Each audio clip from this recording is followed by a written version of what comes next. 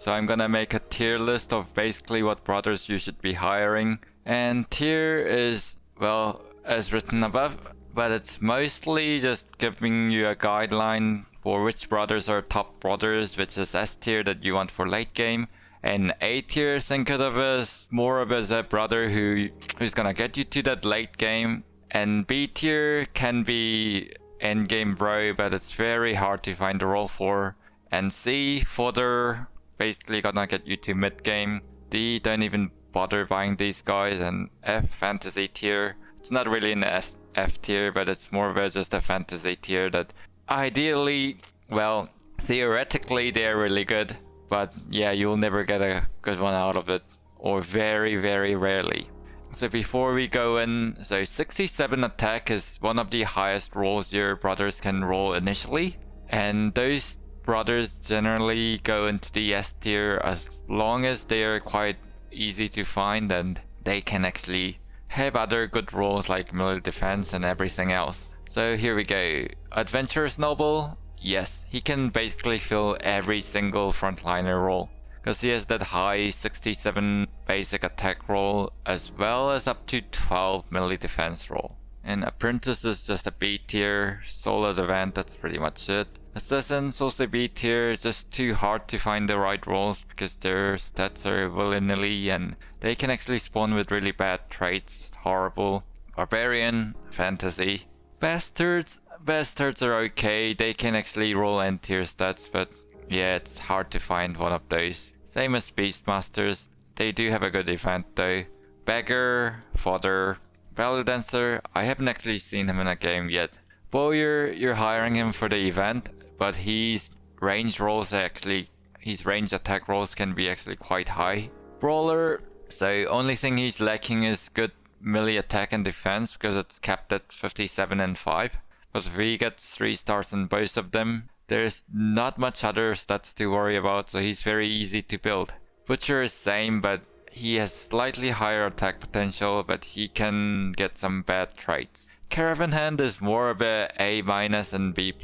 He's very abundant, a little bit expensive, but can roll pretty well. Companion with two-handed axe, he's got solid stars, and in my videos, the two-handed frontliner with the quick can polearm, that's the two-handed companion who's showcased in there. And yeah, he can turn into an endgame bro if he rolls right.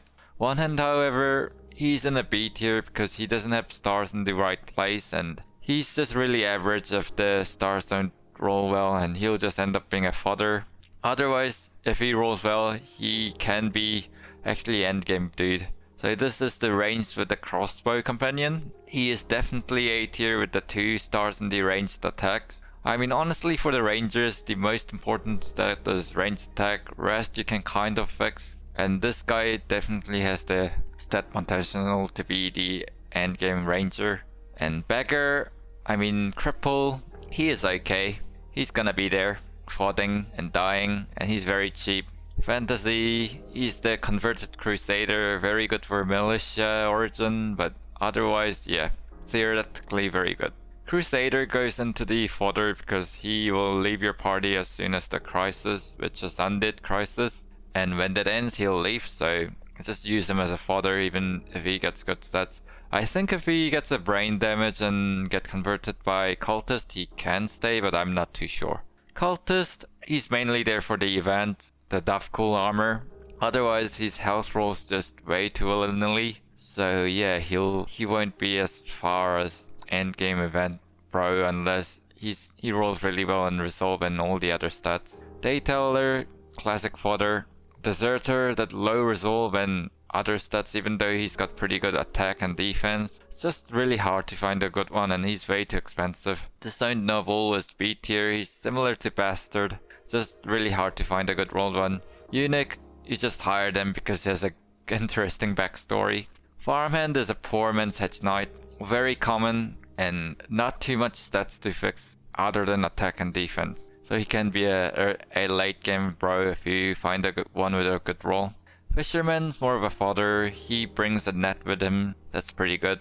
Flagellant, just too low health. And Gambler, potential bannerman in the Militia origin, but otherwise pretty mundane. Gladiator, I'd like to put him in an S or A tier even, but yeah, he only spawns in one city with the arena, and he can have ranged attack rolls, which means that you want him as a frontline, but you probably wouldn't get him because his rolls are really bad. And Grave Robber is also a B tier. He's just got solid stats like Brawler, but not as good, and he's quite abundant, so eventually you'll find a pretty good bridge that will lead you to late game. And Grave Robber is pretty much same as Grave Digger, but only worse events. Hedgeknight is S tier.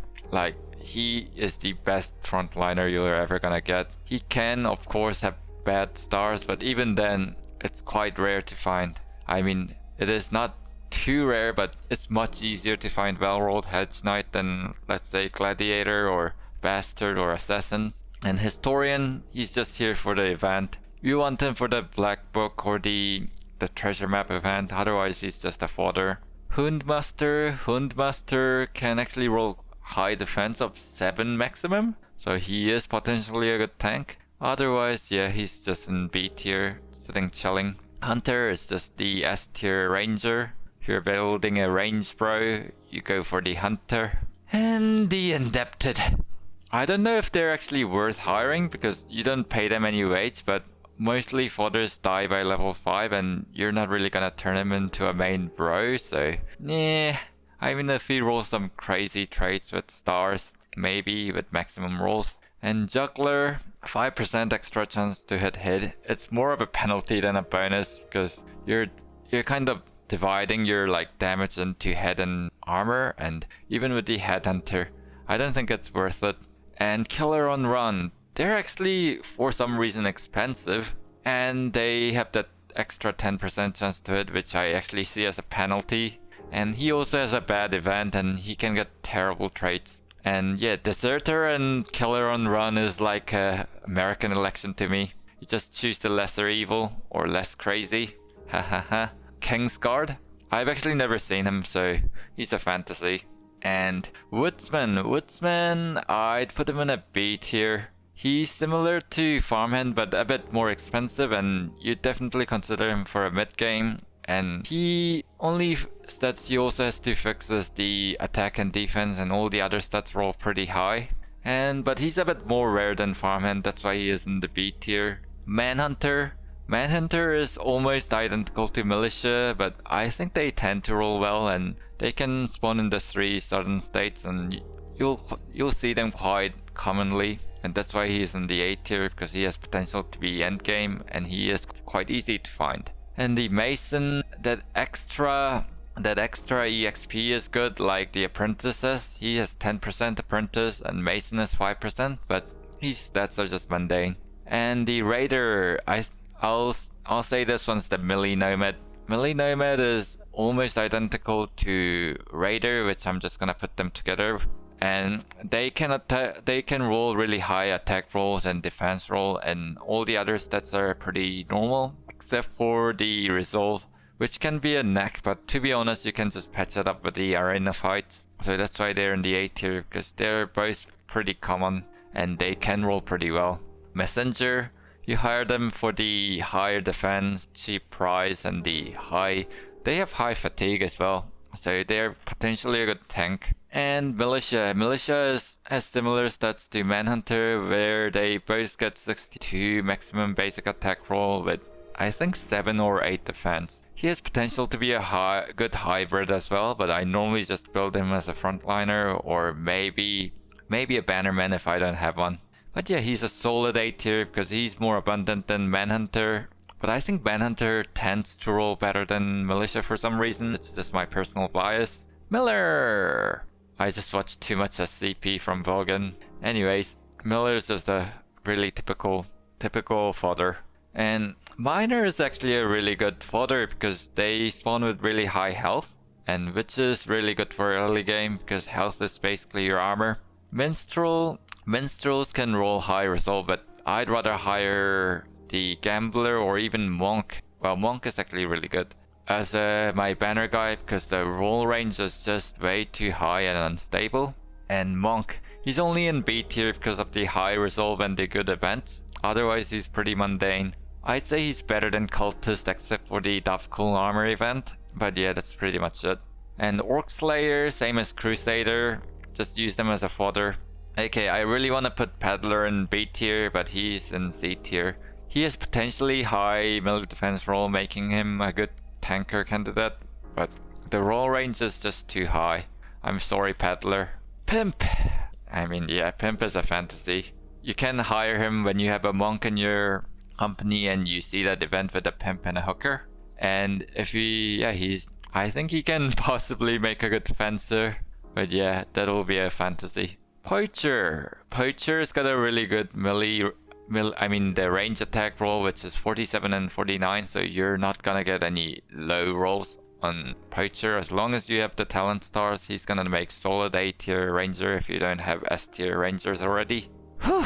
Ranged nomad. He actually has the, I think, second highest range roll possible, par on like slightly lower than Hunter. My only gripe with him is that he can only spawn in a certain states, and it gets kind of pushed back because of the melee nomad spawning, so it's very rare to find nomad ranger. I think their chance to spawn is way lower, and that's the only reason they're in A tier. And Ratcatcher, nothing to write home about. Catches rats, get your brothers sick, go do a fodder and die. And I think this is a refugee. Nothing too interesting, they have low resolve and that's pretty much it. And this might be slightly controversial, but retired soldier is just too expensive to use as a fodder, and they lack too much HP and fatigue to be actually endgame bro, even though they have really high attack and defense. And they can possibly be a bannerman, but I don't know, I really don't like getting one-shotted, especially if that bro cost quite a lot of money. This is Assassin from the event you can get from the Bastard. But yeah, he's fantasy, you only get one of him and chance of him rolling well is very low. Sellsword, obviously S tier because you're a mercenary company and he's a mercenary. He's got terrible events though, asking for raise, and if you refuse, he can leave the company. And his stars are actually, he can actually spawn like ranged attack unlike Hedgeknight, which he can actually make a decent A tier ranged bro, but you want him as an S tier frontliner. Maybe if you're going for a hybrid, that's all good, but he's a slightly worse Hedgeknight, that's where I'd put it. And Adventurous Noble and Hedgeknight, to be honest, deserves a tier of their own. And I think this is a servant or server. They're just okay fodder, nothing to write home about. And Shepherd's actually a C tier ranged and a fodder, so they can actually spawn up to 49, which is same maximum range roll as the Poacher, but they're much more inconsistent because their roll range is way higher than the Poacher. So if you're desperate for a ranged, maybe consider hiring him. And the Squire's an A tier. He's more of an A plus and not good enough to be an S tier, because he can pretty much spawn in every fortification, and his rolls are really high. I think it's 62 to 8, but they tend to have all these stats sorted out except for maybe HP and I think it's fatigue. So he's really easy to build, and he has some good events with the high rollers. Swordmaster, another probably controversial one. I only put him in B tier because it's just so hard to find the one with the maximum health roll, which is only 45, and their fatigue is really low too. And you're only gonna get one of him because him getting old trade event is just terrible for him, because normally you're either building him as frontliner or sometimes fencer, but I don't want to build my Swordmaster into fencer because they don't actually have high initiative. And because of that, even though they give really good events to lots of training backgrounds and gives like extra melee defense, and he even spawns with the high melee defense, he's just lower stats are just too hard to patch up to bringing up to S tier or A tier. Taylor was my nimble tank video, and yeah, he's a fodder. And my nimble tank who pretty much fought all the battles, he wasn't meant to be actually a tank. He was meant to be a fodder who's turned into a nimble tank. Well, I was intending to build him as a tank anyways. Nothing to write home about, but his event with Pimp is pretty cool. I guess that's pretty much how I put it. Thief, go up to A tier. His melee defense is so high for some reason, up to 12. And melee defense is actually the most important role for frontliners, and he has it, and his range is much more consistent than that of a paddler, and making him that's what makes him an A tier. As long as he rolls well in melee attack and defense, other roles are definitely patchable, and yeah, he's pretty common to find. Only downside is that you can't hire him too early if you're scared of getting that event where you have to hand him over to the lawman or something, or you have to fight a noble house, which is bad. But that event's really easy to avoid as long as you have the, I think, famed or professional renown, which is 1000 or something, and then you can avoid that event, so it's really easy. This is Vagabond, same as Refuge. There's just nothing to write home about. Fodders with a really low resolve. Barbarians, not barbarian. Wildmen. Well, Wildmen, they are somewhat expensive, or they can be really cheap. Main reason you hire them is because they have orc-like fatigue, and you turn them into crazy orc cleaver tierlist or something like that. But their real downside is the -5 defense that he can roll, as well as -5 range defense, which I don't worry too much about. And their attack and defense roll isn't as high because it only goes up to 57.5. But their massive fatigue makes up for it. Their resolve is also high, their health is also high, so as long as attack and defense is sorted out, they can be endgame bros, and that's why they're in A tier.